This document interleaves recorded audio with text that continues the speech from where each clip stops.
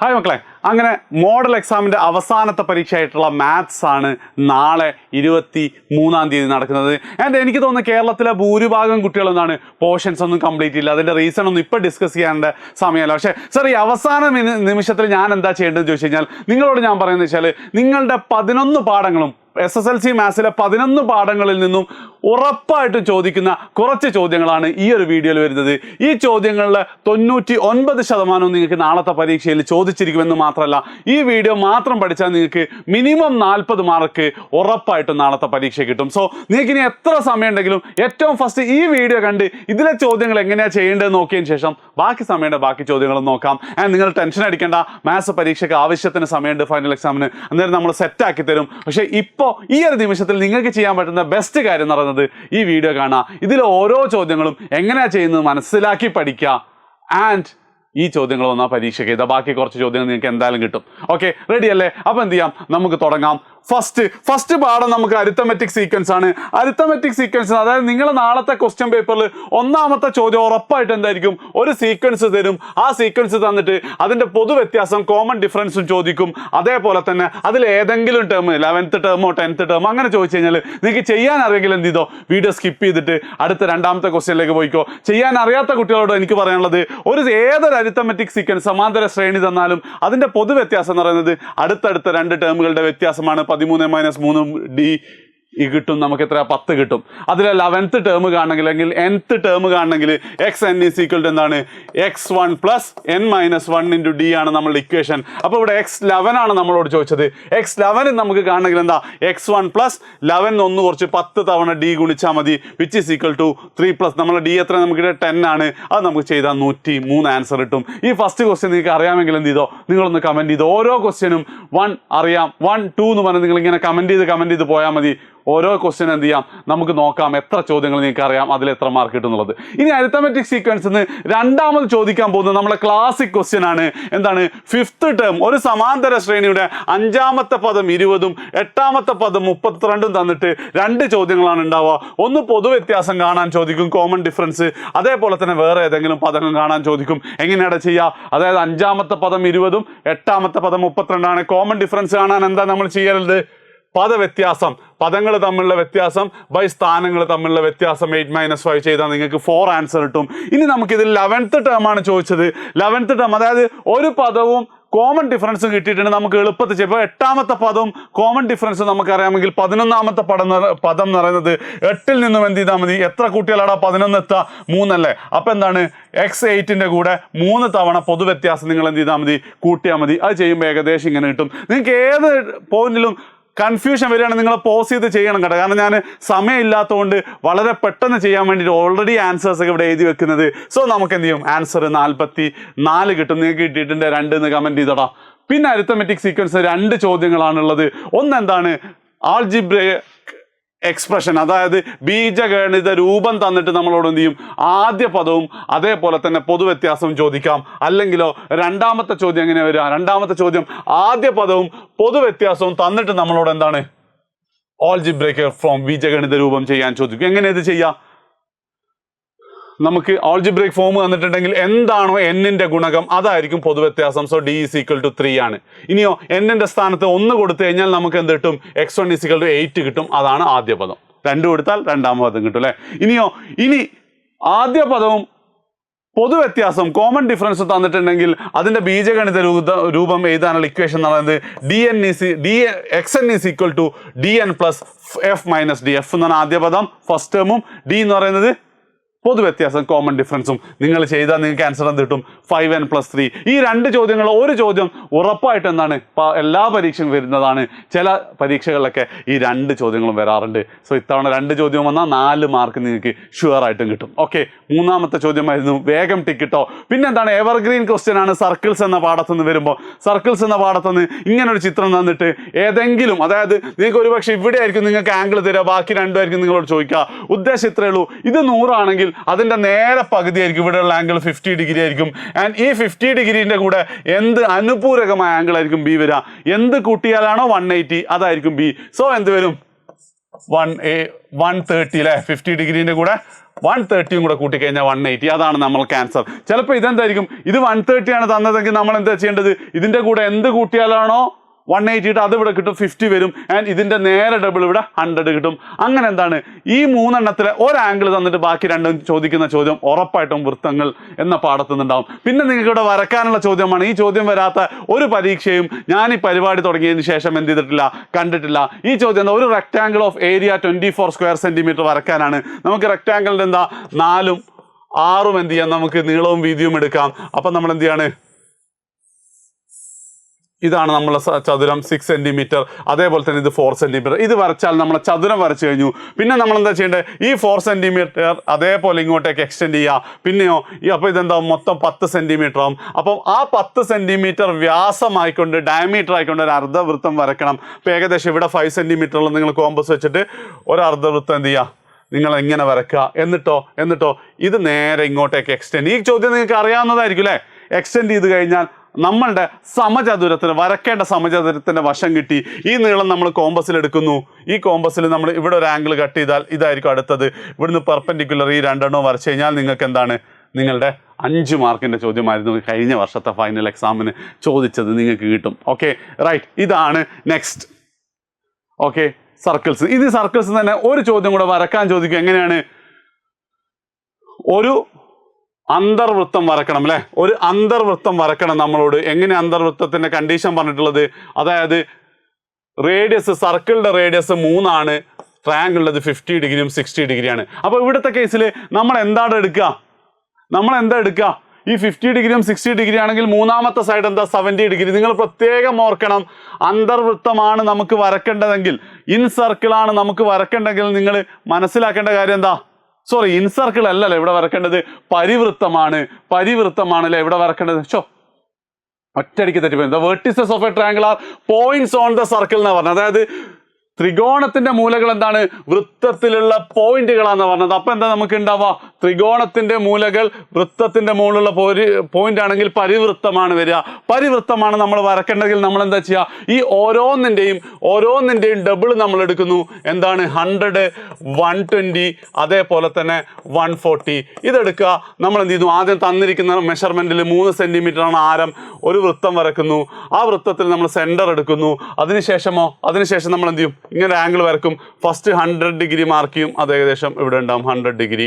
പിന്നെ 120 ഡിഗ്രി നമ്മൾ മാർക്ക് ചെയ്യുന്നു, ഏകദേശം ഇവിടെ ഉണ്ടാവും 120 ഡിഗ്രി മാർക്ക് ചെയ്യുന്നു. ആൻഡ് മൂന്നാമതായിട്ട് 140 ഡിഗ്രി ഇതാണോ എന്ന് ജസ്റ്റ് നിങ്ങളൊന്ന് മെഷർ ചെയ്യുന്നു. ഇങ്ങനെ നിങ്ങൾ ചെയ്തു കഴിഞ്ഞാൽ നമ്മളുടെ എന്താണ് ത്രികോണം കിട്ടി. ഈ 3 സൈഡും ജോയിൻ ചെയ്താൽ നിങ്ങൾക്ക് എത്ര മാർക്ക്, 3 മാർക്ക് 2021 ഫൈനൽ. പ്രത്യേകം ശ്രദ്ധിക്കുക, ഇതിൽ നിന്ന് നിങ്ങൾക്ക് അന്തർവൃത്തമാണോ പരിവൃത്തമാണോ വരക്കേണ്ടതെന്ന് തോന്നും. ഇവിടെ സർക്കിളാണ്, പരിവൃത്തമാണ് വരക്കേണ്ടത്. ആൻഡ് പരിവൃത്തമാകുമ്പോൾ എടുക്കുന്ന ആംഗിളിൻ്റെ നേരെ ഡബിൾ വരും. Okay right. അങ്ങനെയാണെങ്കിൽ വൃത്തങ്ങൾ കഴിഞ്ഞതിന് ശേഷം എന്താണ്, സെക്കൻഡ് ഡിഗ്രി ഇക്വേഷൻ, രണ്ടാകൃതി സമവാക്യത്തിന് പലതരങ്ങൾ ചോദ്യങ്ങൾ വരാം. പക്ഷേ ഞാൻ ഇത്തവണ എക്സ്പെക്ട് ചെയ്യുന്നത് എന്താ പറയുക, 2022 ഫൈനൽ എക്സാമിന് ചോദിച്ച ടൈപ്പ് ഒരു ചോദ്യമാണ്. എന്താ, product of A number and 5 more than that number gives 104. അതായത് ഒരു നമ്പറും ആ നമ്പറിന്റെ കൂടെ 5 കൂട്ടിയിട്ടുള്ള മറ്റൊരു നമ്പറും തമ്മിൽ ഗുണിച്ചാൽ എന്ത് കിട്ടും, 104 കിട്ടുകയാണെങ്കിൽ ആദ്യത്തെ നമ്പർ എക്സ് എടുക്കുകയാണെങ്കിൽ രണ്ടാമത്തെ നമ്പർ എന്തായിരിക്കണം, എക്സിന്റെ കൂടെ 5 കൂട്ടി കഴിഞ്ഞാലുള്ള x+5 ആയിരിക്കും. ആൻഡ് ഇങ്ങനെയാണെങ്കിൽ form a second degree equation and find the number എന്നാണ്. Second degree equation x × x+5, 2 നമ്പറുകൾ ഗുണിച്ച് കഴിഞ്ഞാൽ 104 കിട്ടുന്നതാണ്. അത് നമ്മൾ എന്ത് ചെയ്യുന്നു, എക്സ്പാൻഡ് ചെയ്യുന്നു. അപ്പം നമുക്കൊരു സെക്കൻഡ് ഡിഗ്രി ഇക്വേഷൻ കിട്ടും. ഇത് 5x and square completion method ചെയ്യാൻ വലിയ സുഖമൊന്നും ഉണ്ടാവില്ല. അപ്പം നമ്മൾ b² - 4ac മെത്തേഡ് ചെയ്ത് കഴിഞ്ഞാൽ നമുക്ക് എന്താണ് 8 എന്നുള്ള ആൻസർ കിട്ടും ഒരു സൈഡ്. അപ്പോൾ ഒരു സൈഡ് 8 ആണെങ്കിൽ അടുത്ത സൈഡ് 8ന്റെ കൂടെ 5 കൂടെ കൂട്ടിയാൽ 13 ആണ്. ഇത് രണ്ടും ഗുണിച്ചാൽ നമുക്ക് 104 ആൻസറും കിട്ടും. സോ ഈ ഒരു ചോദ്യം എന്ത് ചെയ്യുക, നിർബന്ധമായി നിങ്ങൾ പഠിച്ചു വെക്കുക. അഥവാ ഇത് വന്നു കഴിഞ്ഞാൽ ഉറപ്പായിട്ട് നിങ്ങൾക്കത് എഴുതാൻ പറ്റണം. അപ്പം നമ്മൾ എന്താണ് വളരെ പെട്ടെന്ന് തന്നെ നമ്മൾ ചെയ്തു പോകുന്നുണ്ട്. 9 മിനിറ്റ് ആയിട്ടേ ഉള്ളൂ. നമ്മൾ 4 പാഠം കഴിഞ്ഞു. 5ാമത്തെ പാഠമായിട്ടുള്ള ത്രികോണമിതിയിൽ നിങ്ങൾക്ക് ഈ ഒരു ടൈപ്പ് ക്വസ്റ്റ്യൻ നിങ്ങൾക്ക് എപ്പോഴും എക്സ്പെക്ട് ചെയ്യാവുന്നതാണ്. പലതവണ ചോദിച്ചതാണ്. 2022 മാർച്ചിലും ചോദിച്ചിട്ടുണ്ട്. എന്താ തന്നത്, ഒരു പാരലലോഗ്രാം, ഒരു സമാന്തരികത്തിന്റെ എന്ത് തന്നിട്ടുണ്ട്? രണ്ട് വശങ്ങൾ 20 സെന്റിമീറ്ററും 10 സെന്റിമീറ്ററും, 20ഉം 10ഉം തന്നിട്ടുണ്ട്.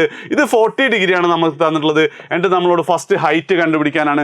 വളരെ സിമ്പിളാണ്. ഇത് 40 ഡിഗ്രിയും സൈൻ 40യും കോസ് 40യും ടാൻ 40യും തന്നിട്ട് നമ്മൾ ഏത് ഉപയോഗിക്കണം എന്ന് വെച്ചാൽ നമുക്കറിയാമല്ലേ, സൈൻ എന്ന് പറയുമ്പം ഓപ്പോസിറ്റ് സൈഡ് ബൈ ഹൈപ്പോട്ടനസ് ആണ്, ഓപ്പോസിറ്റ് സൈഡാണ് നമുക്ക് കണ്ടുപിടിക്കേണ്ടത്. അങ്ങനെയാണ് നമുക്ക് എന്ത് എഴുതാം? സൈൻ 40 = h/10 ചെയ്യാൻ പറ്റും. അങ്ങനെയാണെങ്കിൽ നമുക്ക് h = 6.4 സെന്റിമീറ്റർ ഹൈറ്റ് കിട്ടും. ഹൈറ്റ് 6.4 സെന്റിമീറ്റർ ആണെങ്കിൽ ഒരു പാരലലോഗ്രത്തിന്റെ ഏരിയ, പരപ്പളവ് കാണാൻ പിന്നെ എന്താ ചെയ്യേണ്ടടാ? പരപ്പളവ് കാണാൻ പിന്നെ എന്താ ചെയ്യേണ്ടത്? ഒന്നുമില്ല, ഒരു side into height which is equal to എന്ത് വരും? 220 × 6.4 അഥവാ 128 സെന്റിമീറ്റർ സ്ക്വയർ. 128 സെന്റിമീറ്റർ സ്ക്വയർ ആണ് ഇതിന്റെ ആൻസർ കിട്ടുക. Okay, parallel. പിന്നെ ഇതിൽ നിന്ന് എന്താണ്? വേർഡ് പ്രോബ്ലംസ് വരും. വേർഡ് പ്രോബ്ലംസിൽ നിങ്ങൾ മനസ്സിലാക്കേണ്ട ഈ ടോപ്പ് ഓഫ് ദ ടവറിന്റെ പല ടൈപ്പ് ക്വസ്റ്റ്യൻസും പറയും. പക്ഷെ കഴിഞ്ഞ 3 വർഷമായിട്ട് സ്ഥിരമായിട്ട് എന്ത് ചെയ്യാണ് ചോദിക്കുന്ന ഒരു ചോദ്യമാണ് ലാഡർ, ഏണിയുടെ ഗോവണി എന്ന് അതിൽ പറഞ്ഞത് അല്ലേ. ഗോവണിയുടെ ഇതാണ് 2022 മാർച്ച് 21ലും 23ലും ഒക്കെ ചോദിച്ചിട്ടുണ്ട്. എന്ത്? ഈ ഏണിയുടെ ചോദ്യം. ഏണിയുടെ ചോദ്യത്തിൽ ഇത്രേ തന്നിട്ടുള്ളൂ. ഒരു ഏണി ചാരി വെച്ചിട്ടുണ്ട്, 6 സെന്റിമീറ്റർ ആണ് അതിന്റെ നീളം. അത് ഈ അടിഭാഗമായിട്ട് ഉണ്ടാക്കുന്ന ആംഗിൾ 60 ഡിഗ്രി ആണെങ്കിൽ ഏണിയുടെ ഉയരം എത്രയാണ്? ഇത് വെച്ചുള്ള ഡിസ്റ്റൻസ് എത്രയാണ്? വളരെ സിമ്പിളാണ്. എന്താണ്, നിങ്ങൾക്ക് ഇങ്ങനെ ചെയ്യാൻ പറ്റും. ഈ ചിത്രത്തെ മാറ്റി വരച്ചാൽ ABC എന്ന് എടുക്കുകയാണെങ്കിൽ നമ്മളുടെ എന്താ പറയുക 30:60:90 ആണ് ഒരു ത്രികോണത്തിന്റെ ആംഗിളുകളെങ്കിൽ അതിൻ്റെ വശങ്ങളുടെ അംശബന്ധം റേഷ്യോ എന്ന് പറഞ്ഞാൽ 1:√3:2 ആയിരിക്കും. നമ്മളിങ്ങനെ ചെയ്യുകയാണെങ്കിൽ നമുക്ക് എന്ത് കിട്ടും? BC = 3√3യും അതേപോലെ തന്നെ AB = 3 സെന്റിമീറ്ററും കിട്ടും. ഇത് എത്രാമത്തെ ചോദ്യം എന്നോട് മറന്നുപോയി. ഈ ചോദ്യം എന്ത് ചെയ്യുക? നിങ്ങൾക്ക് കിട്ടിയിട്ടുണ്ടെങ്കിൽ നിങ്ങൾ ഉറപ്പായിട്ട് എന്ത് ചെയ്യണം? ആൻസർ ഇവിടെ വെക്കണം. ആൻസർ ഇട്ടിട്ടുണ്ട് എന്നുള്ളത് നിങ്ങൾ എന്താ ഈ ചോദ്യത്തിൻ്റെ നമ്പർ അല്ലെ സ്ലൈഡ് 15 കൊടുത്തോ. സ്ലൈഡ് 15 കിട്ടിയിട്ടുണ്ട് സാറിന് കൊടുത്താൽ മതി. Okay, right. നെക്സ്റ്റ് നമ്മൾ പോവുകയാണെങ്കിൽ ഏതാ പാഠം ഇങ്ങനെ കോർഡിനേറ്റ് ജോമെട്രി അല്ലേ. സൂചക സംഖ്യകൾ ഏറ്റവും ഷുവർ ആയിട്ട് എന്താ, ചിലപ്പോൾ അത് രണ്ട് പാരലലോഗ്രത്തിന്റെ രണ്ട് വശങ്ങൾ തന്നിട്ട് അതിന്റെ നീളൊക്കെയാണ് ചോദിക്കുക, അല്ലെ ഡയഗണൽ വികരണമാണ് ചോദിക്കുക. പക്ഷെ 2 പോയിന്റുകൾ തമ്മിലുള്ള ദൂരം ഉറപ്പായിട്ടും ചോദിച്ചിരിക്കും, അകലം ചോദിച്ചിരിക്കും. അതെങ്ങനെയാ ചെയ്യുന്നത്? x2 - x1 നോക്കിക്കോ. x2 - x1 whole square plus y2 - y1 whole square വെച്ചിട്ട് നിങ്ങൾക്ക് ചെയ്താൽ അതിന്റെ ദൂരം കിട്ടും. പിന്നെ അടുത്ത ചോദ്യം എന്ന് പറയുന്നത് എന്താണ്? നമ്മളുടെ 9ാമത്തെ ചാപ്റ്റർ ആയിട്ടുള്ള ജോമെട്രി ആൻഡ് ഓൾജിബ്രയിലുള്ള ചോദ്യമാണ്. അതായത് ഈ ഒരു AB വ്യാസമായിക്കൊണ്ട് ഡയമീറ്റർ ആയിക്കൊണ്ടുള്ള വൃത്തത്തിന്റെ ഇക്വേഷൻ എഴുതാൻ. നമുക്കറിയാം ഒരു വൃത്തത്തിന്റെ ഇക്വേഷൻ സമവാക്യം എഴുതണമെങ്കിൽ നമുക്ക് 2 കാര്യങ്ങളാണ് വേണ്ടത്. ഒന്ന് എന്താണെന്ന് വെച്ച് കഴിഞ്ഞാൽ വൃത്തത്തിന്റെ ആരം. അത് വളരെ എളുപ്പത്തിൽ നമുക്ക് കിട്ടും. കാരണം ഡയമീറ്റർ വ്യാസം ഓൾറെഡി 10 ആണെന്നറിയാം. അങ്ങനെയാണെങ്കിൽ റേഡിയസ് 5 ആണ്. പിന്നെ രണ്ടാമതായിട്ട് നമുക്ക് വേണ്ടത് എന്താണ്? വൃത്തത്തിന്റെ സെന്ററിന്റെ സൂചക സംഖ്യകളാണ്. അതെങ്ങനെ നമുക്ക് കിട്ടും? അത് നമുക്ക് കിട്ടിയില്ല. അതെങ്ങനെയാ കിട്ടുക? എടാ, ഈ AB ആണ് വ്യാസമെങ്കിൽ ABയുടെ മിഡ് പോയിന്റ് അല്ലേ വൃത്തത്തിന്റെ സെന്റർ ആക്കി വരിക, വൃത്തകേന്ദ്രമായി വരിക. അപ്പൊ എന്ത് വരും? മിഡ് പോയിന്റ് നമ്മൾക്ക് കണ്ടുപിടിക്കാൻ എന്താ? വളരെ സിമ്പിൾ ആണ്. എന്താണ്? x1 + x2/2 ആണ്. -2 + 4/2.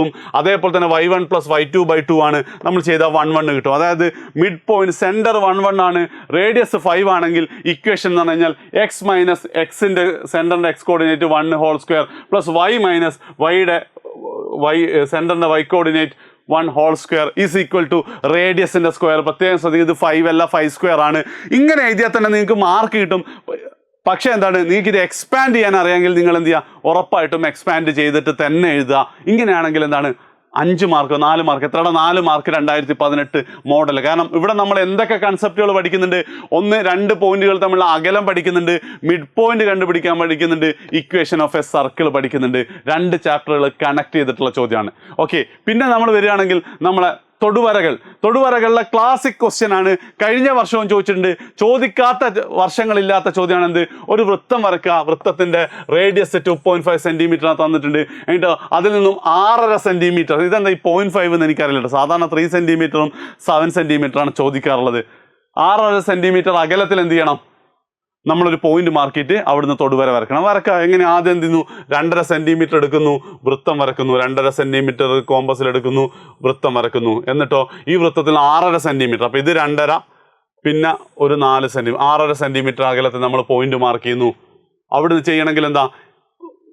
മൊത്തം ഈ 6.5 സെന്റിമീറ്ററിലല്ലേ, 6.5 സെന്റിമീറ്ററിന്റെ നേരെ പകുതി, അത് എത്രയാണ് 3.25, ഏകദേശം ഇവിടെ കിട്ടും അല്ലേ സ്കെയിലിൽ. അത് വെച്ചുകൊണ്ട് നമ്മൾ എന്ത് ചെയ്യുന്നു, ഇത് റേഡിയസ് ആരമായിക്കൊണ്ട് നമ്മൾ ഒരു വൃത്തം ഇങ്ങനെ വരക്കുന്നു. ഓക്കെ, പെർഫെക്റ്റ് വൃത്തം കിട്ടിക്കഴിഞ്ഞാൽ ഈ വൃത്തം ടച്ച് ചെയ്യുന്ന പോയിന്റുകൾ ആണെന്ത് ഇതിൻ്റെ തൊടുവരകളായിട്ട് വരിക. And this is it. എത്ര മാർക്കാ? 4 മാർക്ക്. കഴിഞ്ഞ വർഷമാണ് നിങ്ങൾ എഴുതുന്നെങ്കിൽ ഈ 4 മാർക്ക് എത്ര ആൾക്ക് കിട്ടും എന്നുള്ളത് നിങ്ങളൊന്ന് കമൻറ്റ് ചെയ്യടാ. കഴിഞ്ഞ വർഷമാണ് നിങ്ങൾ എഴുതുന്നെങ്കിൽ ഈ 4 മാർക്ക് എത്ര ആൾക്ക് കിട്ടും എന്നുള്ളതൊന്ന് ജസ്റ്റ് ഒന്ന് കമൻറ്റ് ചെയ്യും. ഇങ്ങനെയാണെങ്കിൽ എന്താണ് തൊടുവരകളിൽ ഇനി എന്തെങ്കിലും ചോദ്യം ഉണ്ടോ? ഇല്ല. ഒരു ചോദ്യം കൂടെ തന്നിട്ടുണ്ട്, വീണ്ടും കൺസ്ട്രക്ഷൻ. അതായത് ഞാൻ പറഞ്ഞു വളരെ എളുപ്പത്തിൽ എല്ലാവർക്കും ചെയ്യുന്ന ക്വസ്റ്റ്യൻ. തൊടുവരകളിൽ ആ പെരിമീറ്റർ, ആ ത്രികോണത്തിൻ്റെ ആ സാധനമൊക്കെ വെച്ചിട്ട് നമുക്ക് കുറേ ചോദ്യങ്ങൾ, പക്ഷെ അതൊന്നും ഈ സമയത്ത് എല്ലാ കുട്ടികൾക്കും ചിലപ്പോൾ മനസ്സിലാവണമെന്നില്ല. അപ്പം എന്ത് ചെയ്യാം, ഈ ചോദ്യം വരച്ചു നോക്കാം. എങ്ങനെയാണ്? ഒരു ത്രികോണത്തിൻ്റെ 2 സൈഡ് തന്നിട്ടുണ്ട്, ആ സൈഡ് ഉൾക്കൊള്ളുന്ന ഒരു ആംഗിൾ തന്നിട്ട്. അപ്പം എങ്ങനെ നമ്മൾ വരക്കുക? ആദ്യം AB നമ്മൾ എന്ത് ചെയ്യുന്നു, മാർക്ക് ചെയ്യുന്നു 5 സെൻറ്റിമീറ്റർ. നല്ല വൃത്തിയിൽ വരക്കാം ജാസേ. വൈദവ എൻ്റെ പേര് അജാസ് കേട്ടോ. 5 സെൻറ്റിമീറ്റർ ആണ് AB. പിന്നെ നമ്മൾ എന്ത് ചെയ്യുക, ആംഗിൾ ഇത് എയും ഇത് ബിയും ആണെങ്കിൽ നമ്മൾ പ്രൊട്രാക്ടർ എടുക്കുന്നു. Angle B 55 degree. Angle B 55 degree നമ്മൾ മാർക്ക് ചെയ്യുന്നു, കൊടുക്കുന്നു. അത്ര മുമ്പ് ഉണ്ടാവില്ല 55 അല്ലേ. 55 ഡിഗ്രി ഏകദേശം ഇവിടുന്ന് വെച്ച് മാർക്ക് ചെയ്യുന്നു. എന്നിട്ട് എന്ത് ചെയ്യും, ഈ ലൈൻ അങ്ങോട്ട് എക്സ്റ്റെൻഡ് ചെയ്യും. ഓക്കെ, എന്നിട്ടോ നമുക്ക് അടുത്ത പറഞ്ഞത് BCയുടെ നീളം നമുക്ക് തന്നിട്ടുണ്ട്. BCയുടെ നീളം എത്ര? 6 സെൻറ്റിമീറ്റർ. അപ്പോൾ ഏകദേശം ഇവിടെയാണ് 6 സെൻറ്റിമീറ്റർ ഉണ്ടാവുക. അത് നോട്ട് ചെയ്താൽ നമ്മൾ ത്രികോണമായി ABC ആയി കഴിഞ്ഞു. ഇനി നമ്മൾ എന്താ ചെയ്യേണ്ടത്? അതിൻ്റെ ഉള്ളിൽ നമ്മൾ എന്ത് ചെയ്യണം? In circle വരക്കണം, അന്തർവൃത്തം വരക്കണം. അന്തർവൃത്തം വരക്കുമ്പം ആദ്യം എന്ത് ചെയ്യുക, ഈ ഒരു ആംഗിളിൻ്റെ ബൈസെക്ടർ എടുക്കുക. ആ ബൈസെക്ടർ എടുക്കുക എന്ന് പറയുമ്പോൾ എങ്ങനെയാണ് ബൈസെക്ടർ എങ്ങനെയാണ് ബൈസെക്ടർ എടുക്കുക?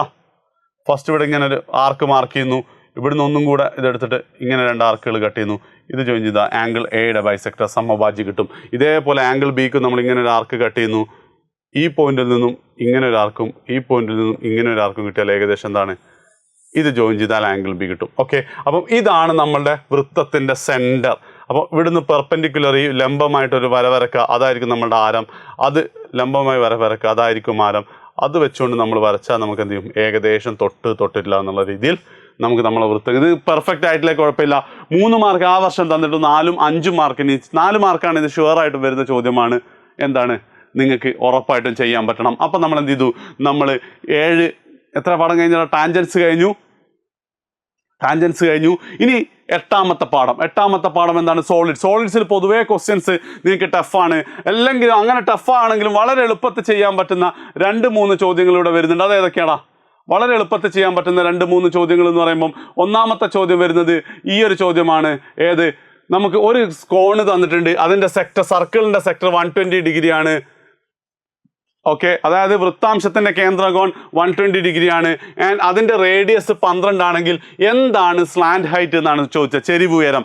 എന്താണോ വൃത്താംശത്തിൻ്റെ റേഡിയസ് അത് തന്നെയായിരിക്കും ചെരിവ് ഉയരം. പിന്നെ നമ്മളോട് ചോദിച്ചത് റേഡിയസ് ഓഫ് ദ കോൺ ആണ്, കോണിൻ്റെ റേഡിയസ് ആണ് നമ്മൾ ചോദിച്ചത്. അത് നമുക്ക് ഇക്വേഷൻ അറിയാം. R/L = x/30 അല്ല 360, x/360 ആണ് വരേണ്ടത്. അപ്പോൾ L എന്താ? L എന്ന് പറഞ്ഞാൽ ചെരിവ് ഉയരമാണ്, X എന്ന് പറഞ്ഞാൽ കേന്ദ്രകോണാണ്. അപ്പോൾ എന്ത് വരും? ഇത് നിങ്ങൾക്ക് സോൾവ് ചെയ്ത് R = 4 സെൻറ്റിമീറ്റർ കിട്ടും. ഇവിടെ ചിലപ്പോൾ എന്ത് തരും, നിങ്ങൾക്ക് കോണിൻ്റെ റേഡിയസ് തരും. കോണിൻ്റെ റേഡിയസും ചെരിവ് ഉയരം തന്നിട്ട് കേന്ദ്രകോണായിരിക്കാം ചോദിക്കാം. ഓക്കെ, അതെങ്ങനെയും നമുക്ക് എന്ത് ചെയ്യാം, നമുക്ക് ചോദ്യം പ്രതീക്ഷ. പക്ഷേ ഇക്വേഷൻ ഇത് തന്നെയാണ്. ഇനി ഇതിന് മറ്റൊരു ചോദ്യങ്ങളും കൂടെ ഉണ്ടാണ്. ഇതിൻ്റെ കേർവ്ഡ് സർഫസ് ഏരിയ അല്ലെ, ടോട്ടൽ സർഫസ് ഏരിയ അല്ലെ, വോളിയം വ്യാപ്തമൊക്കെ ചോദിക്കാം. അതിൻ്റെ ഇക്വേഷൻ ഉപയോഗിച്ച് നിങ്ങൾക്ക് എന്ത് ചെയ്യാൻ പറ്റും, അതും കൂടെ ചെയ്യാൻ പറ്റും. കേർവ്ഡ് സർഫസ് ഏരിയയുടെ ഇക്വേഷൻ എന്താണ്? ജസ്റ്റ് നിങ്ങളൊന്ന് കമൻറ്റ് ചെയ്യുക. എന്താണ് ഒരു കോണിൻ്റെ വൃത്തസ്തൂപികയുടെ പാർശ്വതല അല്ലെ വക്രതല പരപ്പളവിൻ്റെ ഇക്വേഷൻ എന്നുള്ളത് ഒന്ന് എഴുതണം കേട്ടോ. ഒന്ന് ഇതിലിടണേ. ഈ ഒരൊറ്റ ക്വസ്റ്റ്യൻ ആണ് സോളിഡ്സിൽ ഞാൻ നിങ്ങൾക്ക് വെച്ചത്, കോണിൻ്റെ വളരെ സ്ട്രെയിറ്റ് ആയിട്ടുള്ള ക്വസ്റ്റ്യൻ. പിന്നെ നമുക്ക് വരുന്നത് എന്താണോ, ജിയോമെട്രി ആൻഡ് ആൾജിബ്ര ഒരു ക്വസ്റ്റ്യൻ ഞാൻ നേരത്തെ തന്നെ ചെയ്തു. രണ്ടാമതായിട്ടൊരു ചോദ്യം വരുന്നത്, ഒരു ലൈനിലെ 2 പോയിന്റുകൾ തന്നിട്ട് ഫസ്റ്റ് അതിൻ്റെ സ്ലോപ്പ് അഥവാ ചെരിവ് കണ്ടുപിടിക്കാനാണ്. സ്ലോപ്പ് കണ്ടുപിടിക്കുക എന്ന് പറഞ്ഞാൽ എന്താ? സ്ലോപ്പ് കണ്ടുപിടിക്കുക എന്ന് പറഞ്ഞാൽ വളരെ സിമ്പിളാണ്. y കോർഡിനേറ്റിൻ്റെ വ്യത്യാസം ബൈ x കോർഡിനേറ്റ്, അതായത് 11 - 5 / 8 - 4 which is equal to 6/4 which is equal to 3/2 ആണ്. ഈ 3/2 നമുക്ക് കിട്ടിക്കഴിഞ്ഞാൽ ആ ലൈനിന്റെ ഇക്വേഷൻ സമവാക്യം എഴുതാൻ ഒരു പണിയില്ല. എന്താണ്? m into x minus x one is equal to y minus y one ആണ്. m into x minus x one is equal to y minus y one ആണ്. x1 എന്നുള്ളത് നിങ്ങൾക്ക് ഇതിലെ 4ഉം y1 എന്നുള്ളത് 5ഉം കൊടുക്കാം. അങ്ങനെ നമ്മൾ സോൾവ് ചെയ്ത് കഴിഞ്ഞാൽ നമുക്ക് equation 3x minus 2y minus 22 is equal 0. ഇതൊക്കെ ഏതെങ്കിലും സ്റ്റെപ്പ് നിങ്ങൾക്ക് ഡൗട്ട് ഉണ്ടെങ്കിൽ പോസ് ചെയ്ത് കാണണം കേട്ടോ. ഡൗട്ട് ഉണ്ടെങ്കിൽ നിങ്ങൾക്ക് കമന്റിലും ചോദിക്കാവുന്നതാണ്. പിന്നെ നമ്മൾ എന്താണ് ഏറ്റവും അവസാനത്തെ സ്റ്റാറ്റിസ്റ്റിക്. അയ്യോ, അതിൻ്റെ ഇടയ്ക്ക് പോളിനോമിയൽ എന്നുള്ള പാഠം വിട്ടുവേണ്ടല്ലേ. പോളിനോമിയൽ നിങ്ങൾക്ക് ചോദിക്കും ഇത്രയേ ഉള്ളൂ. ഒരു പി ഓഫ് എക്സ് തരും, എന്നിട്ട് പി ഓഫ് വണ്ണോ പി ഓഫ് ടു ഒക്കെ ചോദിക്കും. പി ഓഫ് വണ്ണിന് ചോദിക്കും എത്രയാന്ന് ചോദിക്കും. പിന്നെ P of X minus P of one എത്രയാന്ന് ചോദിക്കും. പിന്നെയോ കഴിഞ്ഞോ? തീർന്നില്ല. പിന്നെന്താണ്? Find the solution of P of X minus P of one. ഇത്രയൊക്കെ ചോദിച്ചാൽ ഒരു 4 മാർക്കിൻ്റെ ചോദ്യം ഉണ്ടാവും. ഓക്കെ, നിങ്ങൾ ചെയ്യാൻ പറ്റുമെന്ന് കരുതുന്നു. എനിക്ക് പെട്ടെന്ന് ഇത് ക്വസ്റ്റ്യൻ ഫ്രെയിം ചെയ്യാൻ കുറച്ച് ബുദ്ധിമുട്ട്, പക്ഷേ ഇതാണ് ചോദിക്കാം. ഓക്കെ, ഇനി നമ്മളെ 5 മാർക്ക് ഷുവറായിട്ടും കിട്ടുന്ന മീഡിയൻ കാണാനുള്ള ചോദ്യമാണ്. അതായത് ഇതെന്താ, ഒരു വീട്ടിലെ വൈദ്യുതി ഉപഭോഗമാണ് ഉള്ളത്. എന്നിട്ട് നമുക്ക് ഏതിനാണ് ശരാശരിയായി കണക്കാക്കുക. നമ്മുടെ അനുമാനം അനുസരിച്ച് 20ാം വീട്ടിലെ ഉപഭോഗം എത്ര, ശരാശരി ഉപഭോഗം എത്ര എന്നാണ് നമ്മളുടെ ചോദ്യം. ഉപഭോഗം കേട്ടോ. ഓക്കെ, അപ്പോൾ ഏറ്റവും ഫസ്റ്റ് നമ്മൾ ചെയ്യേണ്ട ക്യുമുലേറ്റീവ് ഫ്രീക്വൻസിയിൽ എഴുതുക. ഇതൊക്കെ എന്താണ്? 100 to 120 എന്നുള്ള ലെസ് ദാൻ 120 എഴുതുന്നു. 120 to 140 എന്നുള്ള ലെസ് ദാൻ 140 എഴുതുമ്പോൾ എന്താ സംഭവിക്കുക? ഇത് രണ്ടും കൂട്ടിയിട്ടുള്ള നമ്പറാണ് ഇവിടെ വരിക. പിന്നെ എന്താണ്? ഈ 12 പ്ലസ് എ ആണ് 19, അങ്ങനെ വരും. അങ്ങനെ മൊത്തം 45 ഉണ്ട് എന്നുള്ളത് നമ്മൾ എൻഷുർ ചെയ്യുക. എവിടെയും നമുക്ക് കൂട്ടിയാൽ 40. ഫസ്റ്റ് സ്റ്റെപ്പ് അതാണ്. രണ്ടാമത്തെ 45 ടോട്ടൽ നമ്പർ എങ്കിൽ നമുക്കറിയാം എന്ത്, 45 ഓഡ് നമ്പറാണ്. 45 + 1/2 അഥവാ 23ാമത്തെ ആളാണ്. 23ാമത്തെ ആളാണ് മീഡിയൻ ആയിട്ട് നമ്മൾ കണക്കാക്കുക. 23ാമത്തെ ആൾ എവിടെ ഉണ്ടാവുക? ഈ ഒരു 19 മുതൽ 20 മുതൽ 29 വരെയുള്ള ആൾക്കാരുള്ള സ്ഥലത്താണ് എന്തുണ്ടാവുക? 23 ആൾക്കാരുണ്ടാവുക. ഇനി ആ 23 ആളെ കാണുന്നതിന് മുമ്പ് നമുക്ക് എന്തുണ്ട്? 20ാം വീട്ടിലെ ഉപഭോഗം എത്രയാണെന്നുണ്ട്. അവിടെ നമ്മൾ ചെയ്യേണ്ടത് മക്കളെങ്കിലും മനസ്സിലാക്കേണ്ടത്, ഈ 160 to 180 നമുക്ക് 10 വീടുകളുണ്ട് അല്ലേ, 10 കുടുംബങ്ങളില്ലേ. ആ 10 കുടുംബങ്ങളിലും ഡിസ്റ്റർബ് ചെയ്യുകയാണെങ്കിൽ നമുക്ക് അതിൻ്റെ ഒരു ഡി നമുക്ക് കിട്ടും. Which is equal to 160 minus 180 അല്ല, 180 മൈനസ് 160/10 വിച്ച് ഈസ് ഈക്വൽ 22 ആണ്. അതായത് ഓരോന്നിനെയും നമുക്ക് ആദ്യത്തെ കുടുംബത്തിന് 160ൻ്റെയും 162ൻ്റെ ഇടയിലാണ് അവരുടെ ഉപഭോഗം എന്ന് പറയാം. രണ്ടാമത്തെ 162ൻ്റെയും 164 എടുക്കാം. അങ്ങനെ ഏറ്റവും അവസാനം 29ാമത്തതിന് 178ൻ്റെയും 180ൻ്റെ ഇടയിൽ ഉപഭോഗം കൊടുക്കാം. അങ്ങനെയാണെങ്കിൽ ഇതിന് വീണ്ടും നമ്മൾ മീഡിയൻ എടുക്കുകയാണ്. ഇത് 161 ആയിരിക്കും, ഇത് 163 ആയിരിക്കും, ഇത് 165 ആയിരിക്കും, അങ്ങനെ പോകും. അപ്പം 20ാമത്തെ എത്രയാണെന്ന് ചോദിച്ചാൽ ഇതാണ് 20ാമത്തെ ആള്, ഇത് 161 ആണ്. ആൻഡ് 23ാമത്തതാണ് നമ്മളുടെ മീഡിയൻ ശരാശരി. അപ്പോൾ അതെന്ത് വരും? 20ാമത്തെ ആളുടെ കൂടെ നമ്മൾ അരിത്തമെറ്റിക് സീക്വൻസ് സമാന്തര ശ്രേണിയിൽ പഠിച്ച് 20ൽ നിന്നും 23 കിട്ടണമെങ്കിൽ 3 തവണ ഡി കൂട്ടണം. അപ്പോൾ 161ൻ്റെ കൂടെ ഡി എത്ര? 3 തവണ ഡി ഈക്വൽ ടു 2 ആണ്. 3 × 2 6 കൂട്ടിക്കഴിഞ്ഞാൽ 167 കിട്ടും. 5 മാർക്ക് നിങ്ങൾക്ക് ഉറപ്പാണ്. സോ 11 പാഠങ്ങളിൽ നിന്നും ഏറ്റവും എളുപ്പത്തിലും പക്ഷെ നല്ല മാർക്കും കിട്ടുന്ന 11 ഒരു 10-20 ചോദ്യങ്ങൾ നമ്മൾ ചെയ്തിട്ടുണ്ട് അല്ലേ. ഈ ചോദ്യങ്ങളിൽ ഭൂരിഭാഗം നാളത്തെ പരീക്ഷയ്ക്ക് വരും. ആൻഡ് അത് ചെയ്താൽ മിനിമം 40 മാർക്ക് നിങ്ങൾക്ക് കിട്ടുകയും ചെയ്യും. സോ എന്തായാലും എന്ത് ചെയ്യുക, ഈ ക്വസ്റ്റ്യൻസ് പഠിക്കുക. അത് പഠിച്ചു കഴിഞ്ഞിട്ട് മാത്രം മതി ബാക്കി പഠിക്കുന്നത് കേട്ടോ. ആൻഡ് ഒരിക്കൽ കൂടി പറയണം, മാത്സ് ടെൻഷൻ ആക്കണ്ട, ഞങ്ങൾ സെറ്റാക്കി തരും. ശരി.